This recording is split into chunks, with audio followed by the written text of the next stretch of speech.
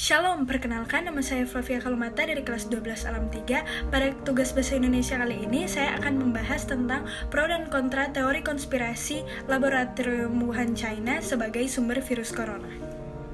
Seperti yang kita ketahui bersama, virus corona ini adalah virus yang menginfeksi sistem pernapasan dan juga sistem kekebalan tubuh. Lebih dari jutaan orang di dunia ini telah terinfeksi virus tersebut. Entah kapan pandemi ini akan selesai dan kapan vaksin virus ini akan ditemukan. Dan sebenarnya kapan pertama kali virus ini menyebar? Banyak sekali pertanyaan-pertanyaan dari publik yang memunculkan teori konspirasi tentang terkaitnya COVID-19 ini. Salah satu yang populer di masyarakat adalah Laboratorium Penelitian di Wuhan, Tiongkok. Pada saat tentang teori konspirasi kebocorannya virus di Laboratorium Wuhan itu mencuat, para ahli justru mengatakan bahwa itu adalah hal yang tidak mungkin. Namun, Amerika Serikat sangat berambisi untuk menyelidiki lebih dalam lagi tentang klaim tersebut. Alasan utama Amerika Serikat melakukan penyelidikan mandiri terhadap klaim ini adalah karena lokasi laboratorium sangat dekat dengan pasar basah yang dikatakan sebagai tempat pertama penyebaran virus tersebut.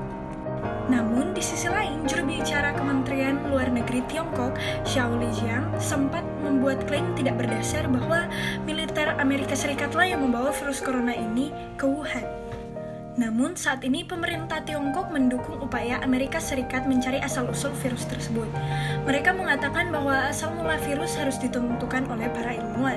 Institut Virologi Wuhan adalah laboratorium pertama Tiongkok dengan status BSL -4, yang artinya laboratorium yang ditunjuk untuk melakukan bioresearch. Laboratorium itu dirancang untuk tetap dapat digunakan walaupun objek penelitian yang dilakukan di dalamnya bersifat mematikan dan mudah ditularkan, dikenal sebagai P4. Menurut laporan SCMP, belum ada bukti pasti yang menghubungkan laboratorium di Wuhan dengan kemunculan COVID-19. Hal tersebut diperkuat dengan klaim dari Presiden Prancis, yaitu Emmanuel Macron, yang mengatakan bahwa tidak ada bukti faktual yang menghubungi COVID-19 dengan aktivitas penelitian di laboratorium Wuhan. Bukan hanya itu, Organisasi Kesehatan Dunia (WHO) justru mengklaim sejauh ini bukti penelitian yang ada menunjukkan bahwa virus corona baru yang itu penyebab COVID-19 berasal dari binatang.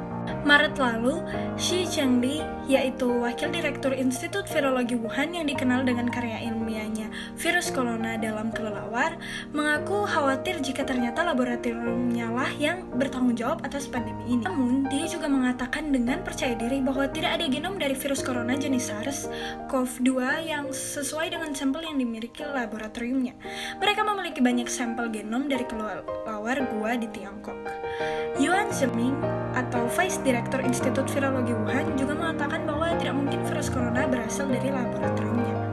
Namun, seperti yang dikatakannya, kami memiliki peraturan ketat, kami memiliki kode etik untuk penelitian, jadi kami yakin akan hal itu.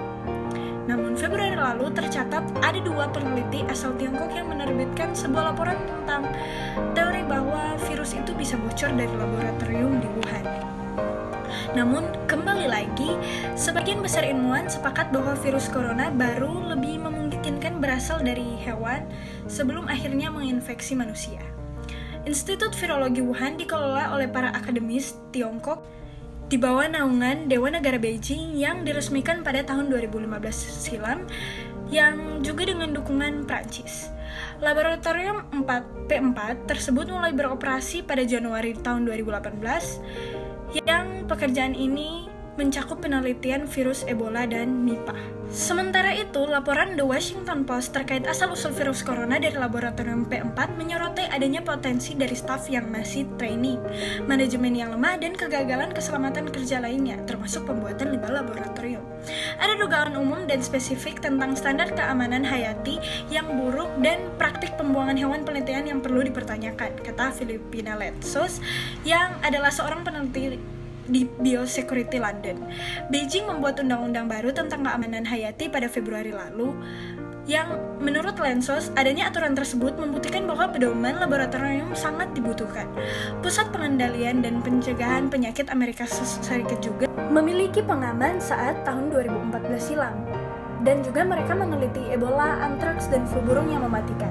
Jika kembali ke tahun 2004, perlu diingat bahwa WHO sempat mencatat adanya 2 pelanggaran di Laboratorium Institut Virologi Beijing. Pelanggaran tersebut juga sempat dihubungkan sebagai kemungkinan penyebab dari wabah SARS.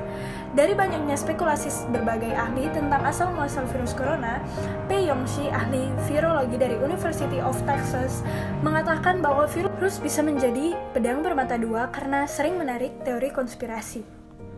Anda dapat memanipulasi virus untuk membuat vaksin yang mengeluarkan unsur-unsur penyebab penyakit dari virus.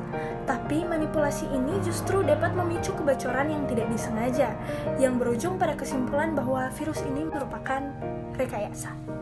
Ucap P. Teori konspirasi adalah hal yang harus kita tangani, tuturnya. Ya, sekian dari pro dan kontra Laboratorium Wuhan, China yang menyebabkan virus corona. Sekian dan